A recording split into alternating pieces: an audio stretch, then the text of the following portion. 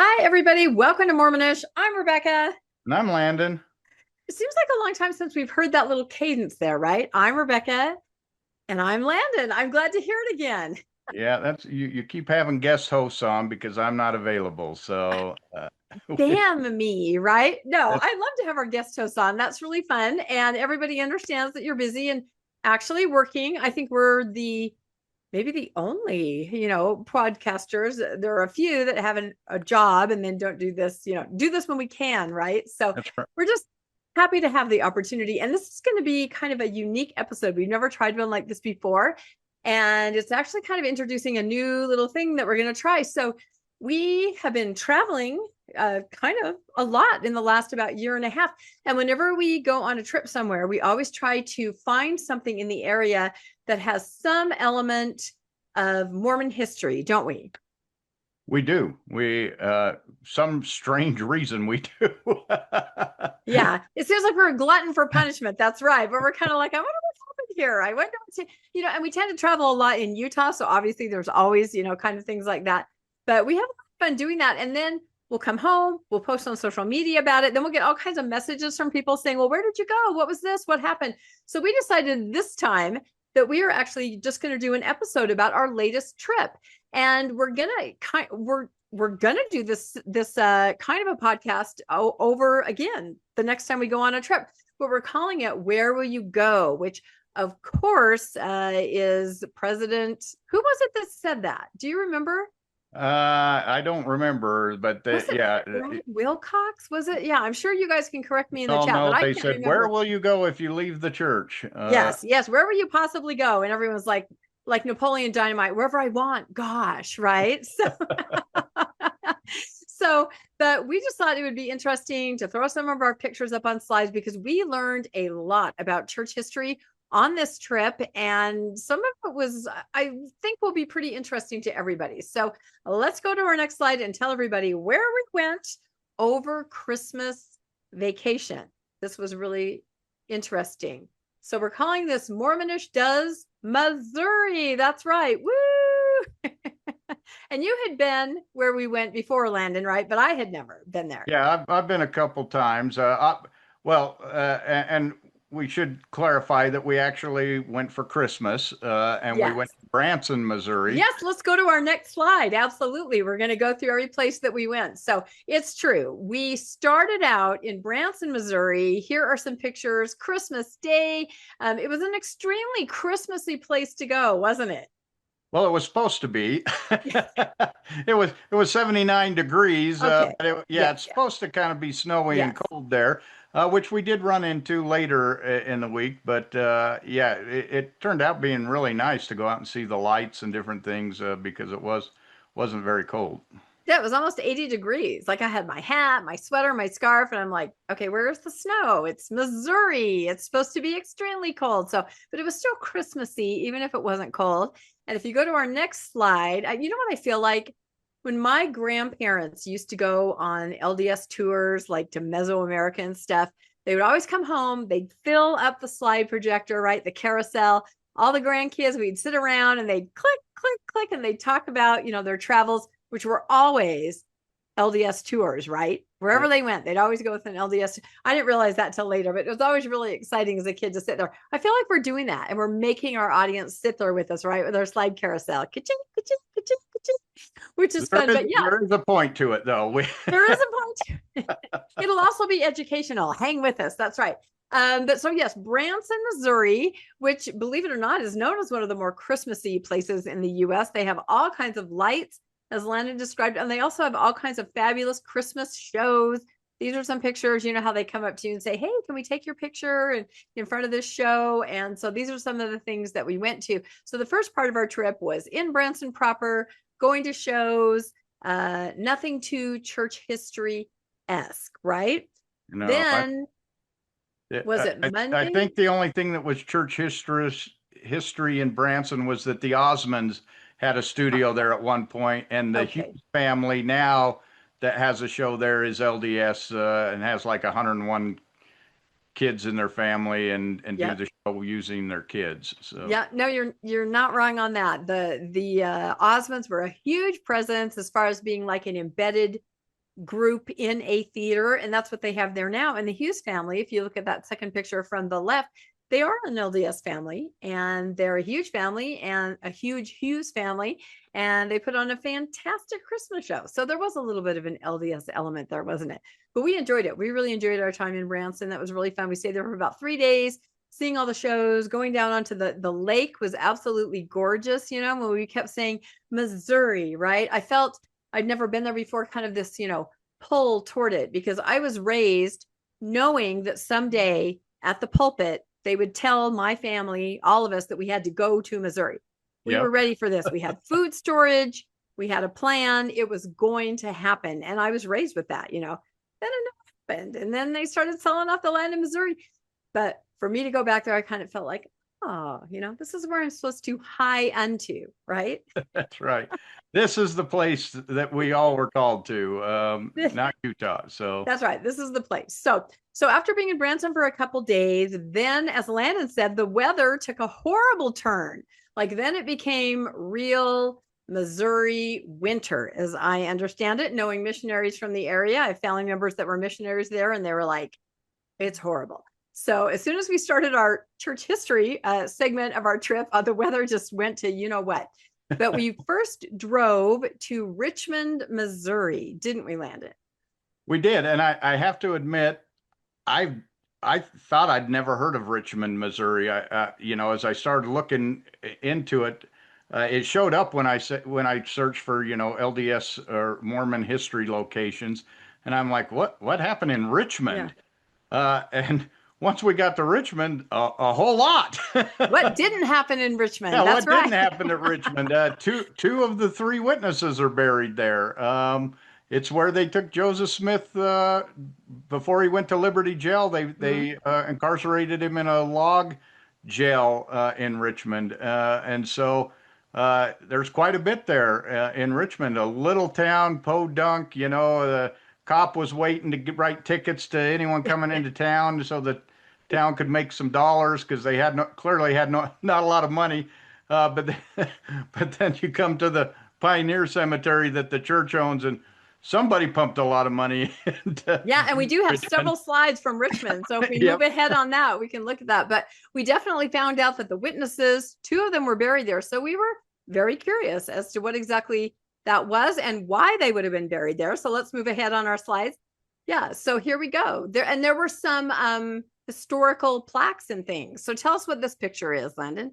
Yeah, so basically inside of Richmond, if we go back to our church history, remember David Whitmer, who is one of the 3 witnesses, was excommunicated from the church in Far West, both him and Oliver Cowdery. Well, David Whitmer and also some of his children were also excommunicated. So they moved out of the county that Far West is in, and they moved to this county. And I can't remember which county, Clay, Ray. We went through about 5 or 6 different counties. It was Richmond, yeah. Yeah. So, but the little building here on the right, little square building, there's a plaque right above it that says this is where the home of David Whitmer was. Yeah, and I think the next slide is a close-up of that. And then on the left here, we have a picture where it says the Mormon prisoners were confined to more than one location in November of 1838. And so it has a list of everybody who was there, because they were there before they went on to the more well-known locations where they were incarcerated. So exactly. I had no idea there were this many people that were arrested, and they were, arrested on treason for some of the things that they had. Obviously, them and the mob had a war going on. When I say the mob, you mean the disaffected Mormons, post-Mormons who had left, but and regular citizens in the town. Yes, regular citizens who were. It really was more of a political thing than it was a religious fight, and we'll talk a little bit more about that. But I had no idea this many people had gotten arrested. But there was a little log home here, and that's where Joseph Smith, Hiram Smith, Parley Pratt, Lyman White, Sidney Rigdon, they all got put in this little log house. And amazingly, they were starving. They'd been, they were pretty beat up and whatnot. And this log house is literally the next block over from David Whitmer's house. So you're saying they were in jail a block away, and go to the next slide. You'll see the plaque there. They were all incarcerated a block away from where David Whitmer, now excommunicated, had moved to. Yeah, so he's a block away from them all being in jail. All of his. Well, then he must have gone over and helped them, brought them food, tried to take letters back and forth. He must have been a huge help to them. Yeah, you would think. But I looked it up, and there was absolutely no indication that David Whitmer ever communicated with them while they were in jail a block from his house. So right away, I said, wow, there was really a division between these men if he couldn't even go over and take some pity on people who, his best friends who were in jail.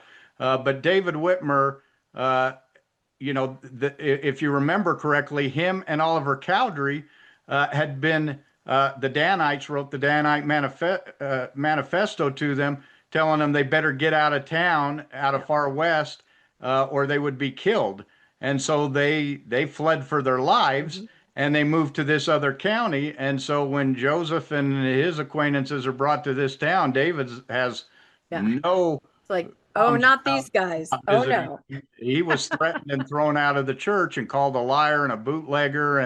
And same thing with Oliver Cowdery. So, when we talk about a mob, as we started to look at different things in the area, it was pretty clear that the mob was a lot of what caused the people to be uncomfortable was the fact that they were being kicked off of their land simply because Joseph Smith didn't want them in his church anymore. And now you had to move from your land. Now, obviously, they'd already been kicked out of Jackson County, Missouri, and we'll talk about Jackson County when we get to that.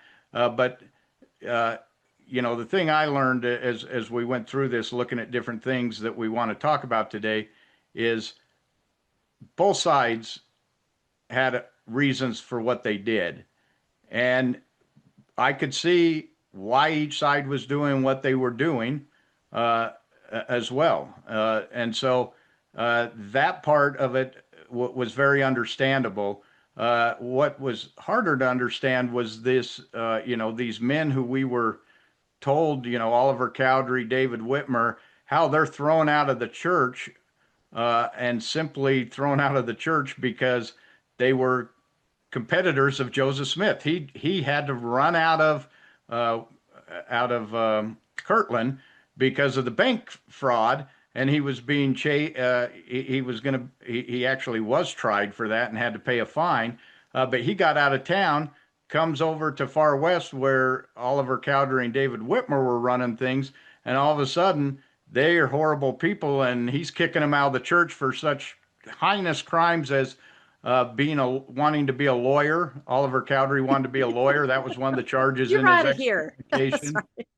Proclaiming that Joseph Smith had an adulterous affair with Fanny Alger, which the church now claims that he was, in fact, they claim married to Fanny Alger, although first wife. Yeah, although first Oliver Cowdery knew nothing about it. So obviously, if he doesn't know anything about polygamous marriage, he's going to say it's adultery, and that's what he's accusing him of. He tried to sell land that he had signed for and owned. We're talking about Oliver Cowdery tried to sell land? Yeah, Oliver Cowdery did. And so Joseph Smith was claiming that David Whitmer and Oliver Cowdery were buying land and then selling it to the saints at a raised price and making a profit off of it, which is exactly what he was doing in Kirtland. But he ran away from Kirtland, and so he now had to come in and find a new gig, and he pushed these guys out and charged them with the very same thing he was doing.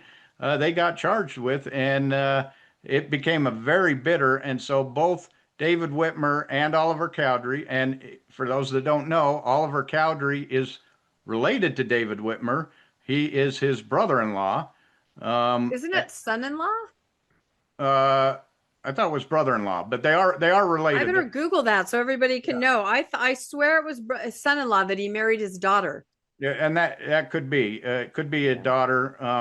yeah, look that up. But they're related, and so they went off and they went to this county, and they both went. They end up in Richmond because Oliver Cowdery comes back to Richmond to try to get David Whitmer to move to Salt Lake with the Saints, because he'd gone to winter quarters and talked Brigham Young in, and Brigham Young had welcomed him back into the fold. So he was welcomed back into the fold, but that's because Brigham Young didn't have a witness. None of the three witnesses went with the Brighamite churches. They went with all the other Mormon breakoffs. And so Brigham Young was very excited to see Oliver Cowdery wanting to come back into his church, and made him an offer to come to Salt Lake, and that he'd set him up in Salt Lake. And he wanted him to go see David Whitmer. But then when he got to David Whitmer's house, he ended up dying. And so he's that was buried bad timing. also in Richmond. So yeah, when I just looked it up, and you were right. Originally, I was thinking of somebody else. It is a brother. It is a brother-in-law. So brother-in-law. yeah, Okay. but there was a close relationship that we don't often know about. So this explains why Oliver Cowdery is buried in Richmond, because we were like, why would that be? And it was because, he was making a push to go be a witness, a celebrity, witness in Salt Lake. And he was told to go get David Whitmer. Let's all do it. But then he dies there in Richmond. So both David Whitmer and Oliver Cowdery are buried there in this little town, which is really interesting. And if we go to the next slide, we can see the Pioneer Cemetery. And this is where Oliver Cowdery is buried. And there's a huge monument, right? I think we have a couple pictures of that. There's a huge monument. And we were surprised when we got there. We were like, well, wait a minute. David Whitmer, where is he? Go to the next slide. We kind of walk around it. There's also one slide of it about Joseph Smith. There's a side about Martin Harris. And then there's Oliver Cowdery. Point out that, I'm 6 foot.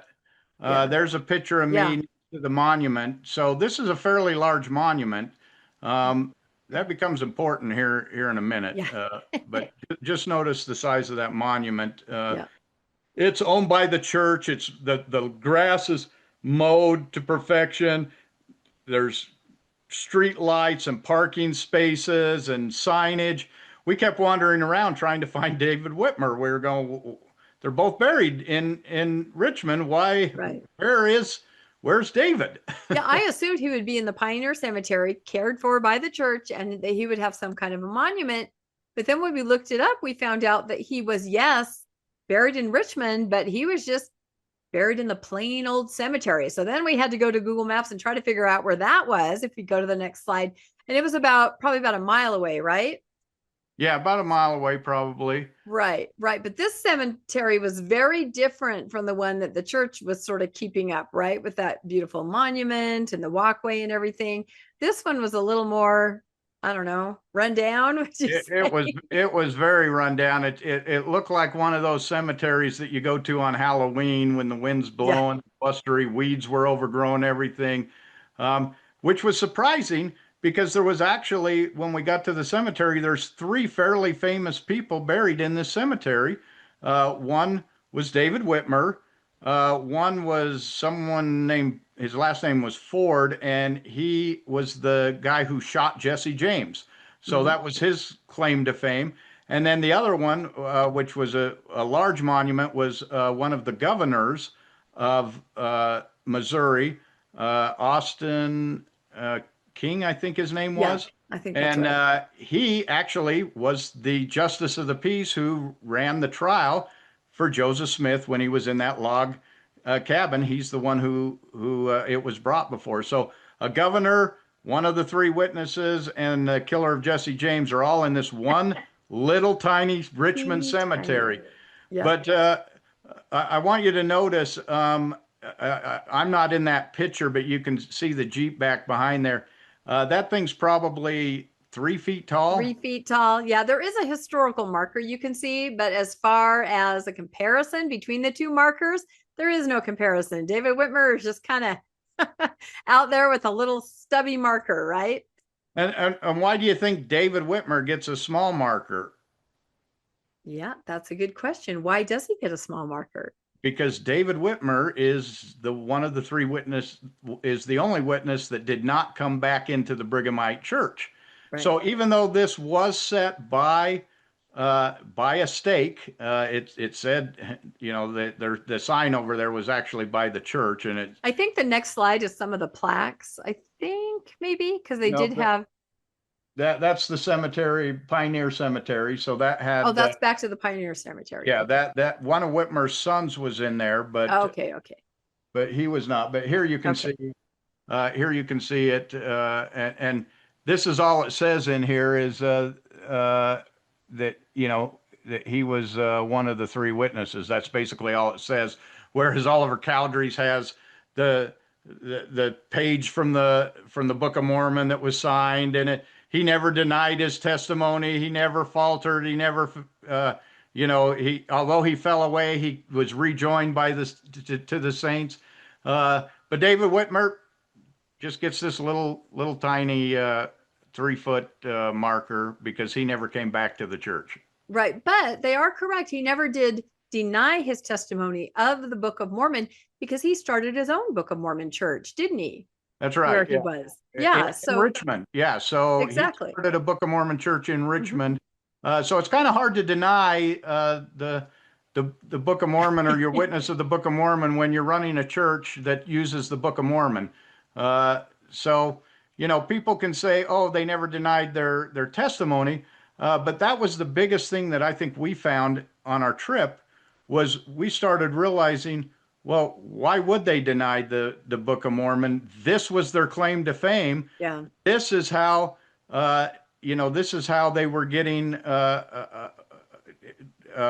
they were making a livelihood off of it. Whitmer, they were being taken care of. Started his own church that was run. So he's making an income from the Book of Mormon church. Martin Harris actually stayed in Kirtland, and he joined, what did we count? 6 different Book of Mormon based churches. He tried everything. He was a Strangite. He was a member of ones you never even heard of before, and they'd provide him a house, and they would invite, the other churches would all invite him to come join their church, and he would, because he didn't want anything to do with the Brighamite church, which tells you his testimony that Joseph Smith was a fallen prophet. He also didn't believe Brigham Young was a prophet, and Brigham Young was his own, let's see, he married Brigham Young's niece. I think it was his niece. So he's even related to Brigham Young and doesn't follow Brigham Young. Right. So again, witnesses here say a lot because they're not just supposed to be witnesses of the Book of Mormon. They're also witnesses of the character of Joseph Smith. Yes. And all of them decided to leave, and all of them decided not to go with the Brighamite branch, but 2 of them came back to the Brighamite branch very late. In fact, Oliver Cowdery never even made it to Utah. Yeah, he died right there in Richmond. He went back to Richmond and died. And Martin Harris didn't make it out there, even though all of his kids were out there, because he was married to Young's niece, and she and we're going to show those slides too, because he did eventually in his 80s make it out. But I think the one thing that we learned is, you know, the witnesses are so important when you talk to faithful LDS about, but the witnesses never denied. True, they never denied the Book of Mormon, but they never talked about Joseph, and they never affirmed any testimony of Joseph or his character. And there are really good reasons, as Landon is saying, for them to, you know, stick behind the Book of Mormon. And I came up with this analogy. Should I tell my analogy now? I think it's pretty good. Sure. It's about a kid, like say he's a teenager and sees a UFO, right? And he's that kid, and he's written up in the paper, and he's a UFO kid, and he gets all this celebrity and notoriety. And then years go by, and people are more like, okay, that's weird. I don't know, you know, and he's maybe trying to kind of put it beside him. And that's kind of what Oliver Cowdery did. Oliver Cowdery tried to go be a lawyer, run for political office, but every time he would get close to some kind of success, someone would go, oh, you're that guy, you're that Book of Mormon guy, right? Just like you would say to a UFO kid, oh, you're that kid that said he saw it, you know? Eventually, in my analogy, the kid doesn't really have very many options. He's grown up and he's like, okay, fine. I'm the UFO kid. I'm going to go to Comic-Con. I mean, that is, in my analogy, what happened with Oliver Cowdery. He's like, you know what? This is pretty much all I've got. He's not openly attesting his testimony of the Book of Mormon when he's out trying to do business for 10 years. He's not saying anything until people find out. Then finally, I think he doesn't have very many other options. And that's when he, kind of says, all right, fine, Salt Lake, Brigham Young, I'll be a witness there. Let's go get David Whitmer. But then, he passes away. Martin Harris, for the same reason, went to Salt Lake because he's the UFO kid, right? He's a celebrity Book of Mormon testimony bearer. Why did David Whitmer never go to Salt Lake? I believe it's because he had his own church there based on the Book of Mormon, and he also had means. He was not destitute. So I think that's the difference. But you can see here that the church is not putting up a monument to David Whitmer. So we just talked about the witnesses quite a lot and their motivations, because everybody says things like, I just can't get past the witnesses. Really? The witnesses have said a lot of other things that you might want to take a look at. But when we got back to Utah, we decided to go see Martin Harris's grave, which is our next slide. And that's out in Clarkston, Utah. There we go. And look at that. Again, a beautiful cemetery. Yep. Very well manicured. You can see how tall that that monument is. It's interesting because the plaque right there that you can see is a Utah historical marker, and I would have thought the state of Utah, in fact, it said it was the state historical division or something, but all they talked about was how Martin Harris, that he left the church, but then that he came back and died in good standing. But they never talked about the other 6 churches that he went to, or that he also saw plates with the Strangites and witnessed those. It was only the Mormon angle, which to me, if it's a state thing, they should be telling everything about the man and not just the faithful LDS slant on it. But that is what it says there. And so, and let's go to the next slide. We have a couple. Just to the area. It's actually a gorgeous cemetery. Yep, there we are. And go back one. It's got a mind of its own. Going crazy with the slides here. There we go. Clarkston, Utah. That's where we are. And so now I have a comparison there of the 3 markers, and you can definitely see the ones that the church is, celebrating, taking care of. David Whitmer, he's there, but they're not going to go into too much detail. So pretty fascinating. All right, let's go to our next slide. I think, Clarkston, that's the city. And then we tried to find the little house. There we are. There we are in front of the monument. And we were told this was the address of the house where Martin Harris lived with his son, because he did have children there. His wife did take their, I think, 7 children back to Utah. He would not go. He did not go with them. And so she lived with her kids there in Utah. And one of his sons lived. It's either this house. Somebody else was saying, no, it's a house kind of went over that isn't there anymore. It's where a front porch is, but it's right here in this area. And he did, bear his testimony of the Book of Mormon. They kind of trotted him out, right, to do that. And there's some faith promoting stories about him sitting up in bed, Oliver Cowdery too, right at the end. I know the Book of Mormon. But again, how do you go back on that? It's like UFO kid. Your whole life is a sham unless you stick to that at the end, right? Otherwise, you're just seen as kind of a kooky person. Yeah, I think of it. Remember that Bigfoot video from the 70s? Exactly. We've all seen it, right? Yep. The guy who took that video, he has profited pretty well off of putting that thing out or showing.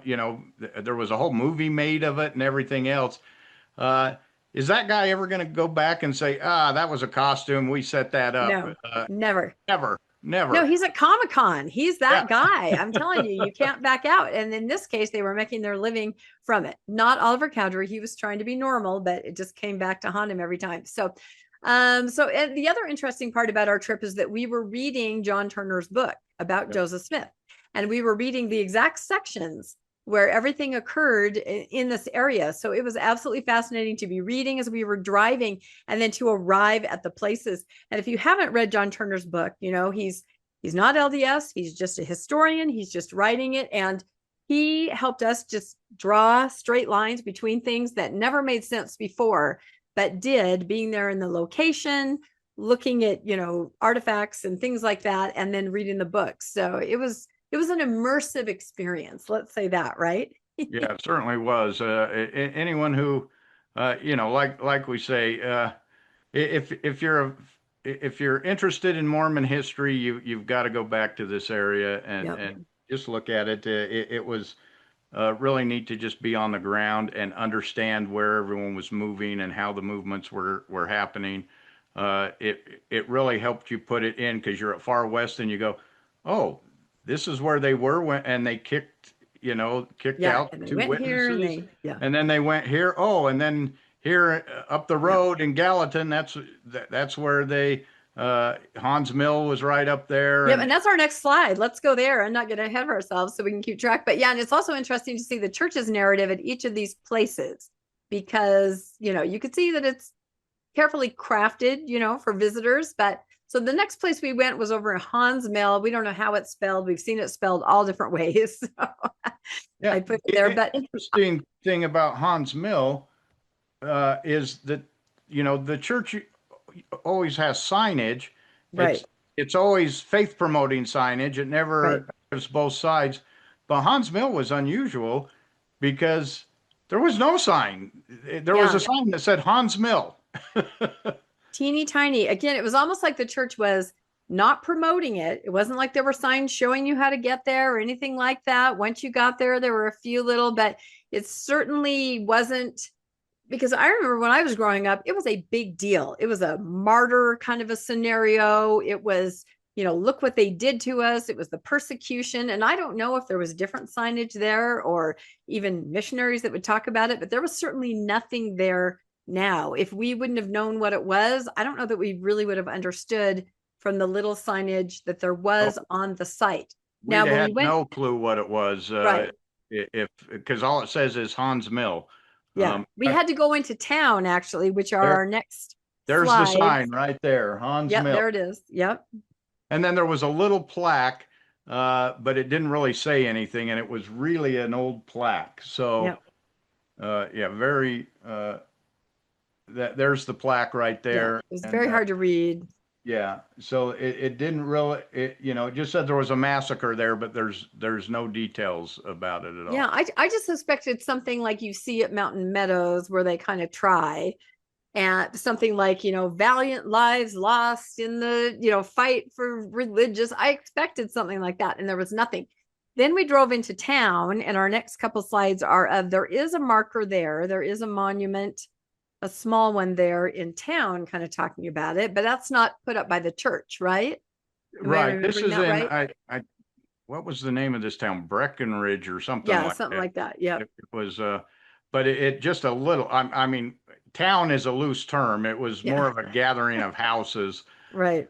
But in the park is this millstone, which is claimed to be the millstone that was at Haun's Mill, that was the mill. But they have signs on both sides telling what happened, and then there's a plaque in the ground. And this was actually put out by the Missouri, either one of the Missouri historical societies. And it was really interesting because as I read it, it kind of took both sides. It said, this is what happens when people don't talk to each other and where you use violence rather than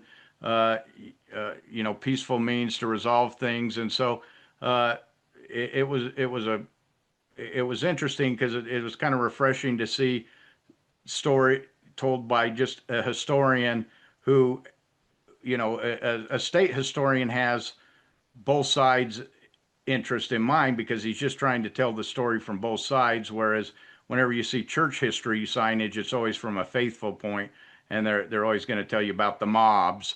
And these people have been the mobs, but they kind of explained it from both sides. So it was interesting Yep. from that standpoint. No, it is. And I think I have another picture of the monument there. Yep, a couple ones like that. So yeah, that was really, it was surprising the lack of signage. That was one of the first things that we noticed. And then we headed over to the next slide. There's another picture. This is the one it. that tells the story, but as you can see, it's really weathered, really worn down. It was snowing. It was like 10 degrees. I snapped a picture and ran back for the car because it was like a deep freeze in there. Yeah, it was very cold. I was in the car. Yeah, I was like, you go look at it and tell me what it says. So, and then next we drove to the town of Gallatin, Missouri, right? Yeah, and Gallatin is, we've all heard the story of the saints wanted to go vote, and they went into Gallatin to vote, and a fight breaks out, and they're not allowed to vote, and that turns the mob. The mob chases them out. But at the same time, then the church members actually did like a raid through Gallatin and forced out all the a lot of the non-members, and they had to flee and go out into the snow. And so in that case, the church was the mob everybody was the mob. Gallatin. But again, Gallatin was very interesting because we went to the courthouse. Yeah. And I was very interested because Gallatin was founded in the very same year that event happened. So this courthouse must have just been a log something at the point. It certainly wouldn't have looked like. Yeah, that's the courthouse now, but it wouldn't have been when all the saints tried to vote and were turned away. Yeah. But I was interested to see how they explained it, from a non-Mormon point of view. And so this is the sign right in front of the Gallatin courthouse, and it was really interesting. Do we have that bigger, or do I? Yeah, the next slide has it a little bit bigger. I don't know if it's big enough to read there, but yeah, this was just. I'm going to read this because this was just crazy. I was going, what in the world do people think that are not LDS who read this sign? They must just be completely confused.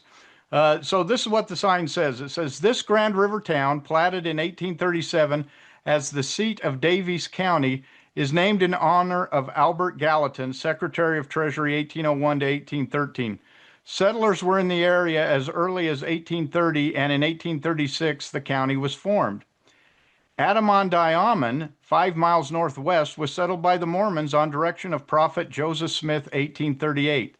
The name is said to mean Adam's consecrated land, for here, according to Smith, Adam blessed all the patriarchs before his death. At this place, also known as Adam's grave, Smith announced the discovery of the altar on a nearby hill where he said these ancients worshipped. Hostilities broke out between the Mormons and the anti-Mormons, and a sharp skirmish took place in Gallatin. In 1839, when the Mormons were expelled from Missouri, Adam-ondi-Ahman was abandoned." Then it goes on to tell a little bit more about the town. But can you imagine if you're not a LDS person and you're reading this and you're going, Adam and who's this Adam guy? Adam who? So yeah, no one's thinking, Adam from the Bible.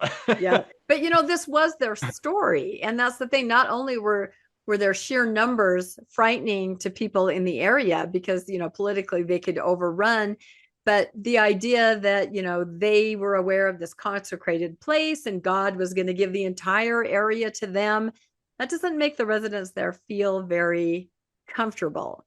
And so that's kind of part of it. So the next place we went was the place I was excited to see because, again, I was raised with this, that we would all high unto Adam-ondi-Ahman. And if you go to the next slide, it didn't look like that. Yeah, it looked like that. By the time we got there, it was cold, it was snowy, it was icy as we made our way. And, again, I thought there's going to be a visitor center. I just kept expecting in all these sites that there would be this huge presence like we've seen before in other sites. There was nothing really there. I was very surprised. Yeah, this was, I really had fun here because I can tell you had fun. Look at that picture. I'd tried to go before and the gate was closed. So I'd been there, but I hadn't really seen it. So we were able it was still open and we were able to drive in and go see it. And so this is Adam-ondi-Ahman. And we drove past Tower Hill and what was the other hill? Signal Hill or I can't remember the name of it. But supposedly this is where a tower was supposed to be. And we were able to find pictures of stone tower, but Joseph, it was like they said 35 feet in diameter, which does not sound like a altar that Adam would have built. I guess maybe if you're sacrificing cows or something, you need a pretty big altar. But there's no trace of that tower anywhere. We looked trying to find where it was. There's no signs that say there are signs that say there was a tower. But we're going, well, what happened to it? Where did it go to? Go to the next slide. You can kind of look out over the area. Now, I had heard that earlier there were some rocks, some piles of rocks and things. And I had even heard that missionaries that were there, and I think there were always senior missionaries that kind of staffed it, took care of the grounds. I had heard that tourists would come and take a piece of the altar, to have a piece of Adam's altar. And then the senior missionaries, after everything closed, they would have to go and get some rocks from the surrounding, to try to replace it. So I wonder if they just gave up on that, because I had heard that people were taking a souvenir, and then they had to try to replace it. But if you go to the next slide, you can see it's just, I'm sure it's a very pretty area without the snow, right? It is pretty even with the snow. And then the next slide is a old picture I found of BYU doing some kind of an excavation there. I swear that's Napoleon Dynamite right there to the right of the tree. Don't you think? They're missing their garments, it looks like. Gosh, where are the rocks?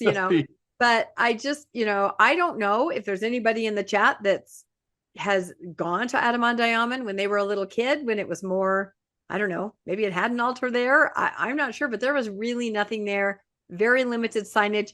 There were restrooms. I will say the LDS Church knows how to do restrooms right, because I care about that a lot. So there were restrooms there, but I just expected something a little bit different. Maybe like the picture on the right, where there's a very blonde Eve with 80s feathered hair and a very blonde Adam, and maybe I expected something like that. I don't know, but it was interesting. But just like Haun's Mail, we were like, wow, is the church kind of, I don't know, pulling back emphasis from these areas, maybe because everything that happened there is so, sort of tragic, and it doesn't paint Joseph or his administration in a very good light. And a lot of things failed. Maybe they're just sort of, let's dial back on that and put all of our emphasis into Nauvoo, which they're really amping up with, more performances and performance halls and this kind of thing. So that was kind of my thought. Are they sort of shifting emphasis from this area? Yeah, this area was really fun because we started doing some reading up on the area and found out that it wasn't called Adam. Well, after they left Missouri, obviously it fell into other ownership, and there was a town they built a town there called Cravensville. Mm-hmm. And it turns out that during the Civil War, that there was a battle fought here. Small, not really a battle. It was more of a skirmish. There was the Southern troops were trying to reinforce. There was a battle going on in Independence, Missouri, and they were trying to reinforce it. And the Union soldiers caught the Southern soldiers trying to move guns and people into Independence, and they were able to stop them, and they killed 6 and wounded 10. But they took over their horses and their guns and everything else. So the interesting, we were just laughing because we said, wow, this is the only Civil War battle that was fought in the Garden of Eden. What other near the Garden of Eden, right? Yeah. You're right. Yeah. We should clarify this because we have been uh, people have criticized this because we're calling this the Garden of Eden, and they're saying that's not the Garden of Eden. That's where he was cast out, and this is where he built the altar after he was cast out of You're the like, garden. can you So hear that is yourself? Can you not hear the yourself garden. when you're? But the interesting part about that is every time we talk to Ganesh, remember Ganesh talks about the Book of Mormon and how Joseph would take things that happened in his life and he would transfer it into the Book of Right. Mormon as things were happening in his life. While he's translating it, he's inserting those things into the Book of Mormon at the same time. Well, think about this because, and I've read a couple places where Joseph did claim this. Remember where he told the saints were gathering? It was in Jackson County, Missouri. Yeah. Joseph saw Jackson County, Missouri as the Garden of Eden. Yeah, he did. He thought Jackson County was the Garden of Eden, and that when Adam and Eve were cast out, that they walked, this is what, 20, 30 miles from Independence. Yeah, To Independence. Adam-ondi-Ahman, and this was the lone and dreary world, what they were cast out to. Well, think about that. What happened in the church at that time?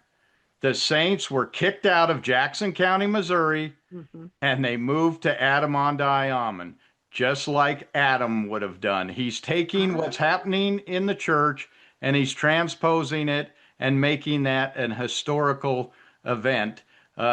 Everyone will tell you this is ridiculous. Anyone who thinks that Adam would have been in Missouri. Well, and as we're going to talk about later on, as we keep looking at, church sites and historical sites, this area was about as far away from the paradise of a Garden of Eden as you could get. It was politically, pre-Civil War, about the worst hotbed that you could drop a group of people into. And we're going to talk about that, how they had no business being there. It was extremely poor leadership to even imagine putting a group of people in this volatile powder keg. And we will talk about this. So let's see, where did we go next? I'm kind of following the slides here on my phone. So we went to Far West. Yeah. And again, we're just reading John's book and we're going through and we're like, oh, I mean, it was so fascinating to make those connections as we went from location to location. And this is where they were driven to, right? Once they were driven out of the Independence area. Is that correct? Yeah. Once they were kicked out of Jackson County, they went over into, I think it was Ray County or Caldwell County, maybe. I can't keep all my counties straight, but or I think it was Ray County. And at that point, they negotiated. Well, what we'll do is, it was called, I think, the Mormon Compromise, is we'll create a county just for the Mormons. And I think that was Caldwell County, if I'm not mistaken. But Far West, Missouri is the area that they then bought land in and moved into. So this was supposed to be a county that was just for the saints, and that's where they were supposed to stay and bring their people in.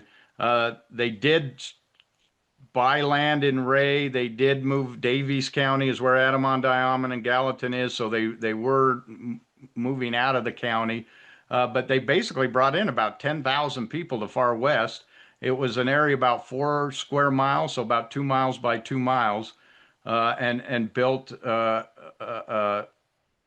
started building Zion, because Zion was kind of relocated. But let's be clear, Joseph was not with them. Joseph wasn't there. That's what I finally put that together. He's like, you guys go over there, you do that, you know, let me know how it's going, Oliver, David. I'm going to be over here in Kirkland because I got the bank to run, right? Yeah. And then, like you said, when everything went super south in Kirtland, he's like, oh yeah, I've got that thing going on in Far West. I got to get on over there and see how I can leverage that. And when people that had been working it and developing it said, what are you talking about? No, we're doing this. He's like, you're gone and you're gone. And that's how they got excommunicated. I'm talking about Oliver Cowdery and David Whitmer. Yeah, so, absolutely. In simplistic terms, yes, I'm not a Dan Vogel, but I was able to make that connection that Joseph, and I think they were writing him letters saying, yeah, things are going great, not going so great, Well, remember, he did come with Zion's camp and tried to get the lands back in Jackson County. Yes. And when he got here, they produced an army a lot bigger than his army. And he said, "Oh, never mind, we'll go back." Went back to Kirtland, and which again is why I think they may be just distancing themselves as far as signage or huge visitor center, because everything was kind of a na. Nothing really worked out. And of course they'll spin it, that it was a proving ground, a testing time. But you're following this guy that's having these revelations. We got to go here, Zion's camp. You got to set up camp here. You got to do this. None of it was the best thing for the people to do. None of it. They made do, and they tried their hardest, but it was all really bad advice as far as where to go and what to do. Yeah, this is far west, and this is it. There's nothing there other than this little visitors gated off area, and again, nice bathrooms. Nice bathrooms. I'm not discounting those. I'm not kidding. Those are amazing. The LDS Church knows how to do those well, and I'll say that over and over. So you're out in the middle of nowhere, and you get to these places, and you're going, "I gotta go," and there's a bathroom there for you. That was I compliment the church for that. I've never been so relieved to get to far west. If you remember the condition I was in, going, we didn't get to spend much time in far west because it was freezing really cold. Yep. But I think we do have a picture of the giant plaques that are there. So again, I stayed in the car. I said, Landon, go take pictures, and I'll read those when I'm in the car with the heaters. So, they do have some signage there. They do have some plaques that are set up, but there's nothing left from it, of course. They tell you, it's consecrated and a holy land. They pull out the revelations. It's where Joseph Fielding Smith was born. It's the place where the name of the church was changed to the Church of Jesus Christ of Latter-day Saints. Of course, they don't say they changed it because it was the Church of Jesus Christ before that. But, they just ran away and had a lot of debt in Kirtland, so a name change was kind of needed about that time. We're not the Church of Jesus Christ. Where'd you get that idea? We're the Church of Jesus Christ of Latter-day Saints. Totally different, not even the same. Don't owe you any money. Yeah. Oh, and by the way, we're going to start the law of tithing here because we don't have any money because the bank just crashed. Yeah. Because we need money. That's right. So it was fascinating to see that. And then we went to what I had been really excited to see. I had seen the door from the Liberty Jail because that had been on display at the Church History Museum in Salt Lake, and I had gone there to see that. But again, like I said, I've never been to these locations, and I think I did not realize that it was the jail recreated inside a visitor center. So that was really fascinating to me. So if we go to the next slide, we went into the visitor center. We were the only visitors. There was a cute little older couple that were the missionaries, and they were kind of new. So they had a clipboard that they were kind of reading off, and they were just really cute. And we talked to them and, said, we're from Utah. So they assumed we were all good, which we were on very good behavior. But the first thing they wanted, here's our statue of Joseph Smith, and want to go back one. Here's our statue of Joseph Smith, and we want to take our picture in front of that. That was really important. And then they took us to the jail, which is literally inside the visitor center, and not too much is original. Most of it is a recreation. Is that how you understood it, Landon? I think the stones might be original, but they built a house on top of it, and so the jail was used as the foundation. So they said the floor was original. The floor would have been the stones that they were on.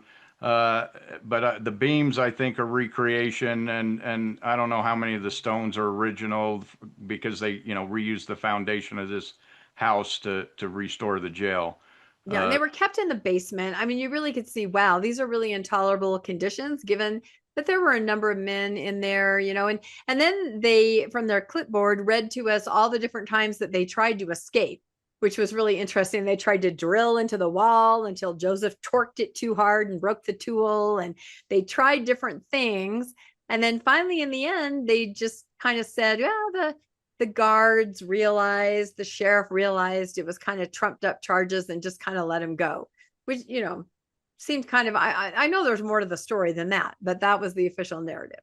Yeah. When they were taking him to another place for trial, and they allowed him to escape. And that's probably true because basically what was happening was they were holding them hostage until all the saints had left the state. And then once the saints left the states, they said, all right, we're not going to pursue this anymore. The problem is gone.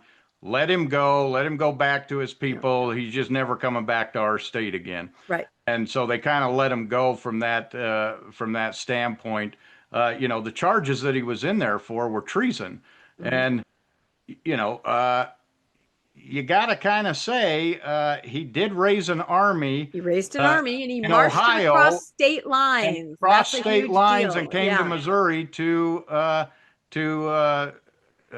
take the land back using an army. Well, that's pretty much considered treason everywhere. Yeah. And granted, they tried through the courts, and they were saying they weren't getting anywhere with that.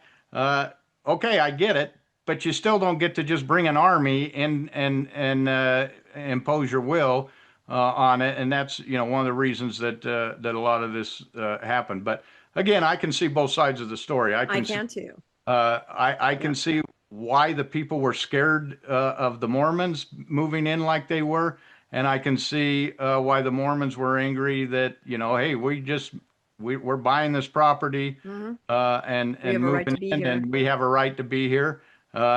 So that's why the stone at Haun's Mill to me was so interesting, was because I got to see both sides of the story. And when you stand back and see both sides of the story, then you start to understand what really happened.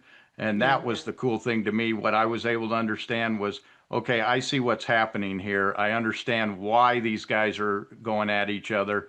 And strangely enough, it is not the narrative I was taught growing up, that it was just persecution. Yes, they were a religion, but the religion is not what was scaring the people off. And we'll talk about that. It was politics completely. And I think reading John Turner's book, who just laid things out, this was what was happening, and it was not necessarily from a religious perspective. It was from a political, cultural, social perspective. When a very entitled group comes in saying, God has given us all of your land, I'm pretty sure any LDS person in a cul-de-sac today would say, no, and they would become the mob. So it was very interesting to see this. But then I thought these are deplorable conditions, and, this is a martyrdom moment kind of thing where they were imprisoned, and the church does use that. But, I just don't hear that narrative as much anymore. And I just feel like maybe they're backing off that a little bit and focusing all on Nauvoo. That was my whole takeaway. And one interesting thing you brought up, Landon, was the idea that Missouri was the edge of the country, right? So when Joseph is trying to take them there, he's literally trying to do an exodus, much like Brigham Young finally did, right? And he's there, and the Lamanites are there, and they're supposed to rise up and support, the new church. All these things were supposed to happen. And I think maybe some of the reports he was getting from the edge of the country from some of his followers were like, yeah, it's going great. I mean, I think he really thought that he was just going to come to this place ordained of God, and it was all going to go great. And instead it went to hell. And I also see both sides of it from this trip. Yeah. And this Liberty Jail was interesting for a couple things. One, this jail was not made for Joseph Smith. No, this was the jail in Liberty. Anyone who got arrested got put in this jail. These jails and these conditions were just the conditions of jails in the 1800s.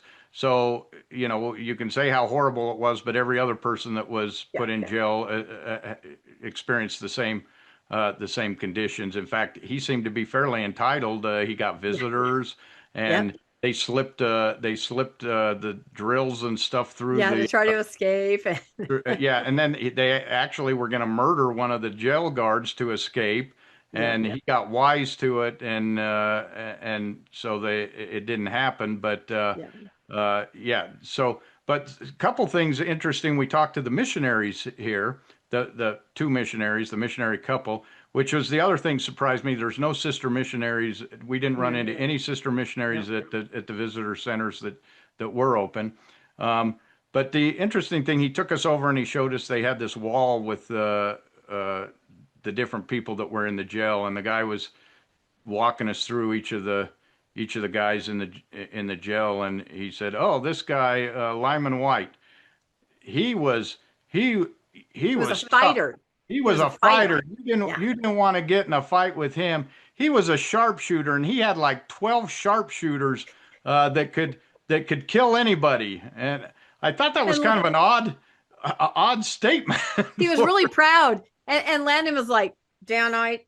I don't think I don't think I said it to the side. I said, oh, so he was a Danite. Yeah, exactly. So he was one of the ones that chased David Whitmer and Oliver Cowdery out of town. Yeah, we did not say that because these were newer missionaries. They were reading from a clipboard and we didn't want to freak them out. We've done this before to other missionaries just by asking questions, like at Brigham Young's house in St. George, where we said, how old was that wife? His youngest favorite wife. We asked the sister missionaries there, and I think maybe just a few years younger. And I Googled it.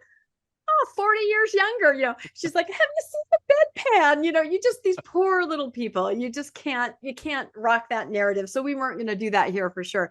But it was interesting how proud the missionaries were of this great fighter who could shoot and had killed several people. It was interesting. And you're kind of going, maybe that's why they're being chased out.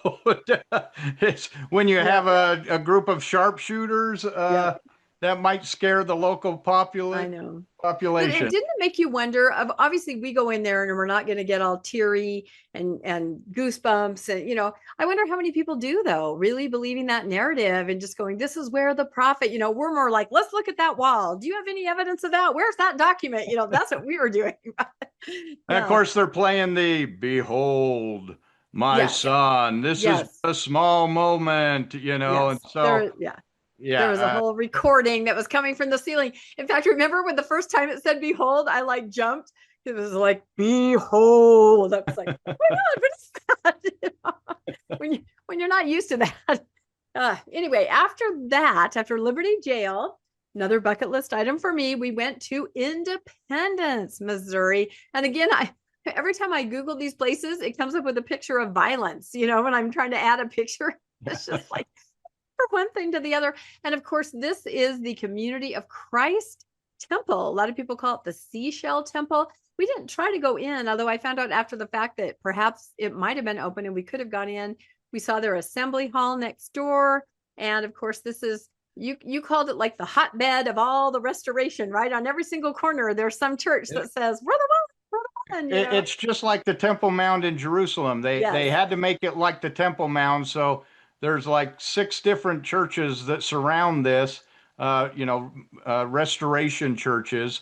And it just felt like you were in Jerusalem and all the religions were fighting over this one little piece of ground that just is a piece of grass with four stones in it. Because this is where they laid the corner of the temple. Joseph Smith, said there's going to be a temple here, here, here.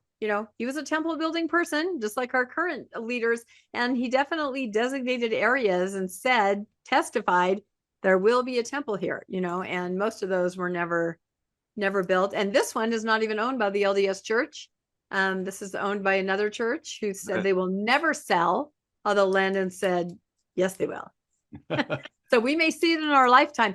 But once they erect that temple there, if the LDS church ever does get its hands on it, like they did Kirtland, that kind of ushers in the 7th seal and the end of the world, doesn't it? So I think that would just stoke the fires of doomsday rhetoric and all that. So I don't think they'll ever build there. Hopefully. Yeah, it's at the point now where this is really irrelevant. This ground.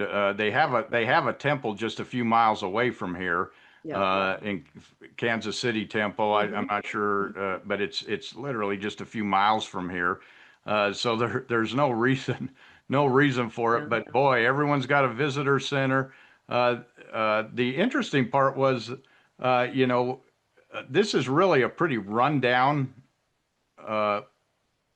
place in Independence, right where the temple is. It's old. It's pretty run down. A lot of the restoration churches are old junior high school, I think. But the interesting thing was one of the churches, I can't remember if it was the Reformed or I think it was the Remnant branch, maybe. Right. We drove past there and there were all these homeless people walking away with bags of food. Absolutely. Yep. This was in the middle of the day. They had a huge soup kitchen, kind of bags of food going on. And we were like, okay, one of these churches got the idea of what you're Yeah. supposed to Then do. you go over to the Yeah. church visitor center and it's got all these displays and everything. But, again, we were the, we were the only ones there. I think there was one other couple there and then they Yeah. left. But there was a whole line of people at the remnant branch to Yeah. get food. Yeah, So, and we don't have a picture of it, but there is a visitor center in Independence, and there was another missionary couple there.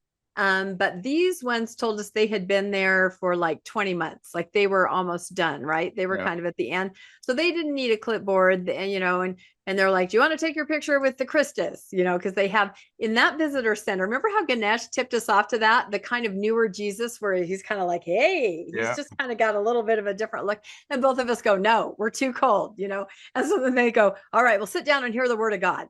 So we sit on a bench in front of the Christus, and again, it's the behold. We're like, oh!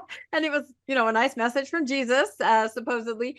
And then we went and we watched a video in sort of a room that was decorated to be, like a independent town, yeah, Old Independence, a yeah. street, yeah. But the film that they showed, it was just, brother Joseph, he was just, he's chopping, sawing, he's patting people on the back, they're consulting with them. He is just wonderful, and that's the narrative of the video, of course, that he's just this perfect person.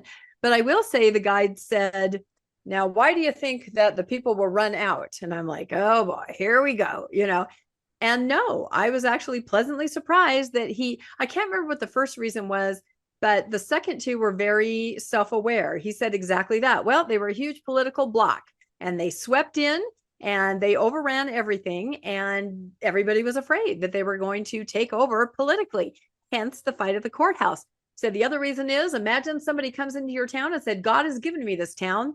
This is mine." Adam-ondi-Ahman. It caused a huge problem. And I was like, thank you, sir, for this narrative, because that's very self-aware. That's exactly what happened. And like you said, Landon, seeing two sides of it and reading the Turner book along, we're like, yeah, that's exactly it. It's politically charged. It's a hotbed. If you guys have not watched, I say this all the time, the documentary on Netflix called Wild Wild Country, it is the story of a cult from India that moves in and buys up everything around a small town in Oregon in the 80s. And if you want to see what the Mormons descending on Missouri would have been like, this was it exactly. They got on the city councils in Oregon. They had very different social and moral practices than people in the town. They bought up land, and eventually, the people were very disturbed and they kind of moved away. It's a great documentary called Wild Wild Country, and it just kind of moves what happened in Missouri into the modern age. So, but I was impressed with the missionaries there in the visitor center. And then he said, "Now let's move into this next room and we'll see, kind of the fruits of the labor," right? We'd seen all the plans Joseph had. We'd heard everything that was going to happen. And the video they showed was Salt Lake, right? It was a nice montage of the church around the world and Salt Lake and all of that. And I thought, okay, if I were not very nice, I'd go, "So what happened here?"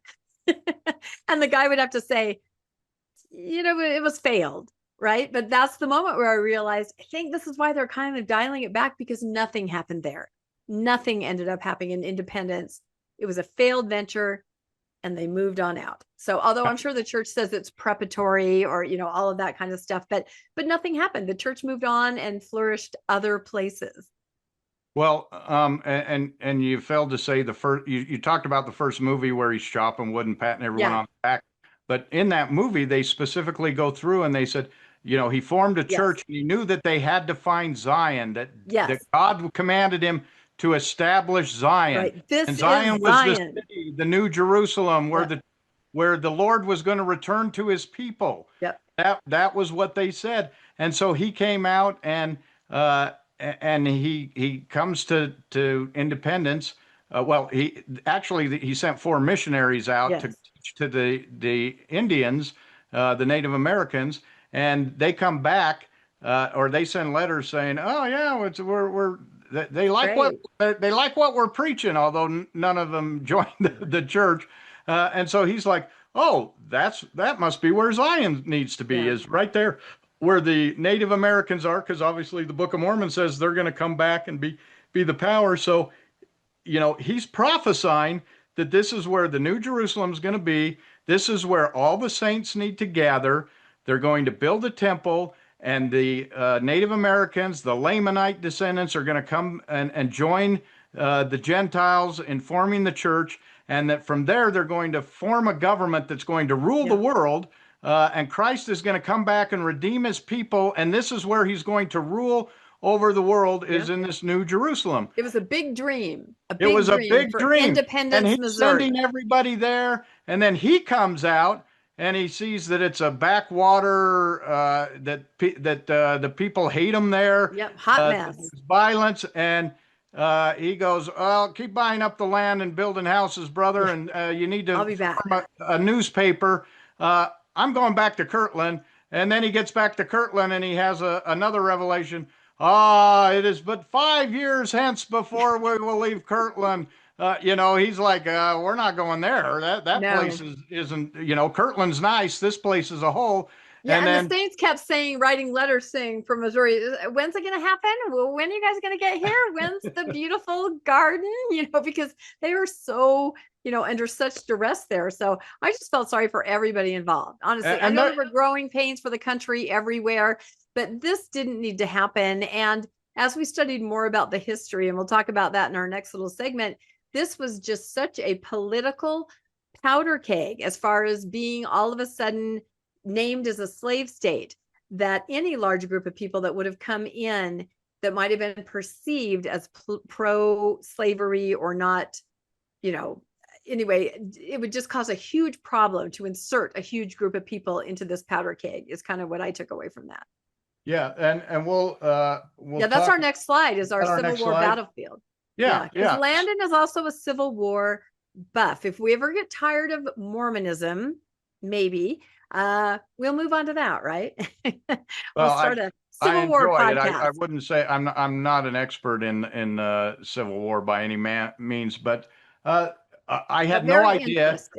In fact, when we were going, I said to Rebecca, I said, is there I think there's a Civil War battlefield back there, but they're not very big battles that were fought there. And so we found a Battle of Wilson's Creek. It's south of Independence, Kansas City by a couple hours, but it was near Springfield, which is where we were going to fly out of. And so we went to the Battle of Wilson's Creek. Amazing place. And we learned as we went in that Missouri is the third, it's number 3 in the number of Civil War battle sites that were fought. Virginia being number 1, and I can't remember what he said. Tennessee, I think he said, was number 2, and Missouri is number 3, which I did not know. And if I ask anyone, what side was Missouri on in the Civil War, most people would sit back and go, South, because it was a slave state. We all read Huck Finn, and they have the slavery, but it actually was neither. It did not secede from the Union, although it had a Southern element to it. So it actually kind of had a unique history to it. So we went to the Battle of Wilson's Creek, and you can see this is some of the cannon. This is a national park. It was really well done. I thought there very well done. And I think my first takeaway is, Civil War is, 20 years, 30 years after what we're talking about happening with the saints.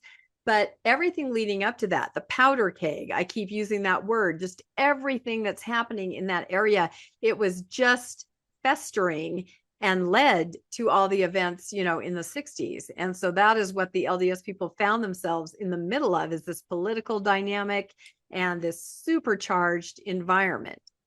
Yeah, and this is why it's important when you travel and you're looking at Mormon history, Mormon sites, that you don't just limit yourself to Mormon history, because if you go to these other places, it was just so eye-opening as we went to the battlefield, because it laid out to us what was happening in Missouri at the time that the Saints moved in. And obviously, this battle wasn't happening then, but and you can see that this is so beautiful. Yeah, this was one of the earlier battles of the Civil War. It's the first war that a general was killed in, or the first battle that a general was killed in. Very pretty, very. You were able to walk it and really see it. But this is what really interested me, and I started reading about the history of Missouri as I was going through the battlefield, and basically in history, and I'm not a history teacher, but I'll give you what I got from reading the signage. Was Missouri was added to the Union in 1820 at the same time with Maine, and at the time they would not let you couldn't have a state. You had to have two states join the Union, and one would be a free state and one would be a slave state. And so Missouri was added at what was called the Missouri Compromise. Missouri was added to the Union in 1820 as a slave state. It was assigned. It's like, you're a slave state. Doesn't matter how people in the state feel about it. You are. And actually, a majority of the people in Missouri were not slaveholders, and they were more leaning towards the Missouri being a free state. However, Southerners, because it was a slave state, started moving into the state, and they started bringing their slaves with them. But that really, all of that happened right along the river, and there was just kind of a narrow neck of where most of the slaveholders lived. And if you look at this map that I've got up here, those are the areas, and the darker the red, the more slaveholding it was, and the lighter, the lesser slaves there were. But those were the slaveholding counties. And would you look at that, which counties are right there in the middle of the slave area? It's Jackson County, Clay County, Ray County, Carroll County, all where the LDS came and settled at. Now, you look at this, 1820, these people, Southerners, are now moving in with their slaves, and they had to fight to make this a slave state. So they're very, very precarious. Protective, yeah. And everyone's on edge right there, yeah. Everyone's on edge because they know they're outnumbered by non-slaveholding people and people who don't want this to be a slave state. And so they're holding on pretty tight, trying to hold this on as a slave state. And all of a sudden, here you got a county that has maybe 1,000 people in it, and they're bringing in their slaves. And here comes a church group bringing in 10,000 people. Yep. And they're all Northerners. They're all from New York, Pennsylvania, right. Ohio, coming over from the UK, which is, at this point, doesn't have slavery. Right. So all of a sudden, it tips the balance. It tips hugely the balance. Tips the balance. And this is something that, had been fought, and they barely got statehood, and they were only allowed statehood because they were a slave state. And here comes someone that threatens to tip the balance. And once you see this and you understand that, you start saying, no wonder these people were so afraid. And then they're coming in and they're running for all the offices. So all the people that are taking all the offices are no longer slaveholders. And so obviously the people who are slaveholders or a lot of the Southerners moved up also into the southern part of the state. They're seeing a tip in the balance, and they're going, no, we're not going to have any of this. And so that's why they chased them out of the state, was that they were tipping the scales of the politics there in Missouri. And it didn't just end with them. After the Mormons were kicked out, there was Kansas. They wanted to add Kansas as a state. And there was one group that wanted it as a slave state, another that wanted it as a free state. And the border, the people on the border of Missouri were crossing over into Kansas, trying to threaten. There were free counties and slave counties there, and they were going over and voting in Kansas, these Missourians that were pro-slavery, trying to make Kansas a slave state. And that's where Bloody Kansas comes from, is because there was an uprising, and there was basically a mini civil war in Kansas over slavery, just in the, what was it, 1840s maybe, just 1840s, 1850s, right in that time frame.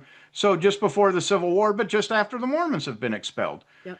So this was happening to everybody that was tipping the balance. It wasn't just the Mormons that this was happening to. Anyone that threatened to upset this balance, and that's what you meant when you said this was a powder keg.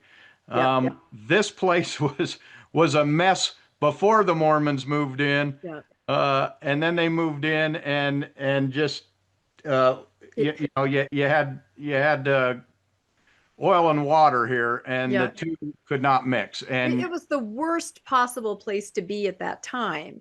And so, Joseph Smith saying, yeah, let's move this huge group of people in there. And then there was the story of W.W. Phelps and their printing press, right? And they put out, the newspaper saying, if you are a freed, former slave freed person, make sure you have your ID. Whatever he was printing made it sound, right, like they were more aligned with, which they were, with a northern point of view. And so that, of course, there you go, there's your evidence, and that adds fuel to that fire that we were discussing. So, and the LDS will say, well, all they were saying was what Missouri law was, that if you're a freed person of color and you're coming to join the Saints, you must bring your papers showing you're free, that you're a freed slave. Well, the people read that newspaper and they're like, they're bringing freed blacks into our slave state. What's former this about? Enslaved people. Yep, exactly. Well, and it just made me think, why would God send his chosen people into that? I mean, it's just the absolute worst place it could be. And it also reminded me, all travel is connected. There's always something that you're going to find. When we were at Monticello, do you remember how they talked about, that's Thomas Jefferson's home. We were there in October. When we were in DC. And, they talked about, Thomas Jefferson, your president, are you going to deal with this? This issue, the slavery. And he's like, no, they all knew. They knew for how many, decades that this was going to eventually erupt into this. And, he's like, that's for another time. We just dealt with this. But the writing was on the wall the entire time. So I say all travel is connected. It's kind of interesting. We saw a fireplace there at Thomas Jefferson's home that was very ornate. And then when we visited, do you remember this, Virginia City, and there was a mansion that we were touring, and they said, here's this amazing fireplace. There's only 3 in the world. One is in Thomas Jefferson's house, remember? And one is here. Where was the other one? You had seen it too. The White House. You had seen it too. And I'm like, okay, that's very random. Then in the last month, we've seen these 2 fireplaces, and then you've seen the other one. So I don't know. I look for connections everywhere, but it really just increased my testimony that the Saints moving into Missouri was not something that an omnipotent, omnipresent being would send you to do unless he really didn't like you, because it was never going to end well, ever. It's amazing that they even survived as they did, because it was, I don't know what other words we can choose, powder keg, on edge, it was just waiting to erupt. All of that was happening, and they did not belong there with their huge numbers. That was the problem.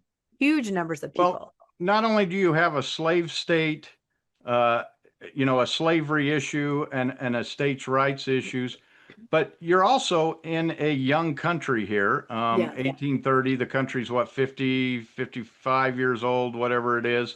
Depends if you go from the Constitution or the Declaration. But anyway, very young country, states' rights. They're arguing over all of these things.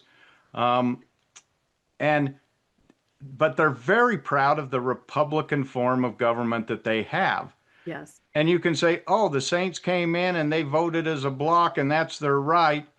The problem is they voted exactly how Joseph Smith told them. One person. And Joseph Smith, and this is clear when you read any of his things, was setting up a theocracy. Mm-hmm. He did not believe in republic. He did not believe in democracy. He believed in theocracy.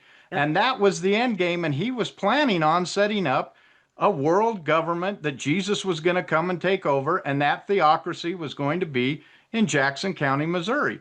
So when you see somebody coming in performing everything opposite of the Republican values you had just fought for, and instead setting up a theocracy, which is what you had just fought against, was the being told by, the Catholic Church that ran Europe for so long, and they're going, we don't want religion dictating our politics, and here he is doing exactly the opposite. So they had just, this was just a disaster. It doesn't even take a prophet when you understand the conditions to know that this is how this is going to end up when you start behaving that way. So, and you can argue, well, they were just trying to live their religion, but everyone else is just living their religion as well. But they don't come in and put the leader of their church as the mayor, the general, the major general. No, was he major general? He was equivalent to Washington. Right. Yes. General. Well, and he was a king. So he had it all. He had all the titles. He was the postmaster. He was the justice of the peace. One man held every office. And there is no way Republicans, people who espouse Republican values, are going to see that going on around them and not say, we've got a big problem with this. And so you can see where this powder keg happened at. And it was so interesting as we looked at all the different things, how we were able to, how you're in your mind putting pieces together as you learn different things in each area. The narrative starts to come out, and you can see what's happening. It all weaves together. And I have to say, the Independence Visitor Center and that missionary couple, they really did say it very clearly. They said Adam-ondi-Ahman, and how they were describing that to everybody, let everybody know we are ordained of God to have all of this land, and this is ours, and this is us. And we listen to one man, a prophet of God. That's got to be terrifying, like you said, from the perspective of a republic and voting and, just all of that. So, and I know they believed it. When they were saying it, they believed it, because that's what they were told. And they believed they were ordained and they were a chosen people and a special people. But I don't think they were super self-aware to how maybe that might have made them look to the rest of the neighborhood. I think my favorite part of the whole trip was when we were driving out of Independence. And do you remember what you said? I said a lot of things. Which one are you referring to? You said, this is it? Yeah, I said, this is it. This is it. This is what we learned about our whole life, because you forget, or maybe you don't, that I was raised on church history to be such a reality to me. Like independence was taught to me as a child as a glowing area of gold where the saints were, and then they were driven out. I was like, this was it, and of course it's, kind of run down now. I mean, we don't want to disparage anybody that lives there now, but it wasn't at all what I had built up in my mind, just like Joseph Smith turned out not to be what I had built up in my mind as a child, being taught that he was this incredible person. I can't even explain to you how enmeshed in church history I was when I was a kid. I literally thought Parley P. Pratt was a person in my neighborhood when I was a little kid, because my parents talked about the early church leaders as if they were still existing today and doing things. So when I was very young, I have this distinct memory that I thought Parley P. Pratt, because I knew everything about him, from my parents. Well, not everything, not that, but that's what I'm talking about. So independence, it was just this glowing, shining thing to me. And driving through it, I'm like, yeah. A real letdown. Yeah. Yeah. No, I don't want to say it was a letdown, but it was kind of a letdown. I in fact, didn't I say, it's a crummy commercial. Don't forget to drink your Ovaltine, right? That's how I felt. It was like, what a ripoff. This is it. But I also felt like the church was perhaps, just, I don't want to say leaving it to die, but just not supporting it like other places we've been to. We've been to Willie Martin Handcart Museum. We've been to, other places where they're just like, wow, they've really really done a lot with artifacts and signage and things like that. And that just isn't happening in that area anymore. And maybe that's by design. I'm not sure. Yeah, and after you read all the, oh, this is Zion and the Lord will come to his people and this is where he's going to redeem his people and this is where the Lord will return and then we're going to meet with Adam and Eve in the valley of Adam. And, you get to Independence and you're waiting, you're thinking you're going to drive up and there's going to be, this big green castle and it's going to be yo ho ho ho ho ho Mario. You were expecting the Land of Oz. And you get there and there is a big building that looks like a snail with the community Christ temple, but it's like dead. Yeah, nobody's there. It is run down. And Truman's house, Harry Truman, the White House where he lived when he was in the White House, is literally like 2 blocks from the temple lot, and that's restored, and you can go see that. But he literally lived 2 blocks from these craziness of all these churches there in Independence. But it's really run down in that area now, and very, very sad. And the church, Zion. This was Zion. Remember, originally Jackson County and Independence was Zion. Well, they got thrown out of there, and then they had to go to Nauvoo, and then they went to Salt Lake. And so Zion became, instead of a city, Zion became, Zion is wherever the saints are. It's where the saints, body of people. Yeah. Now it has grown to, we're a worldwide church. So now Zion is where the pure in heart dwell, which can be anywhere in the world. So when you define Zion like that, Jackson County is and Independence has just become irrelevant. Yeah, it's irrelevant. That's the word I abandoned, irrelevant. That's exactly what I thought. You're sitting there going, really? This is where the God of the universe has chosen to come and rule again at his second coming. He's coming to New Jerusalem in Independence, Missouri. I hope he's a Chiefs fan, but even the Chiefs are abandoning that and moving across into Kansas. So there you go. But you know what? I'm really glad we went. And I will say we kind of redeemed it because I figured out, I don't know how I didn't think of this ahead of time, that Laura Ingalls Wilder, my favorite author, I read the whole series every year, reread it. Little House on Rocky Ridge, where she moved to that area in Mansfield, Missouri, when she was in her late 20s.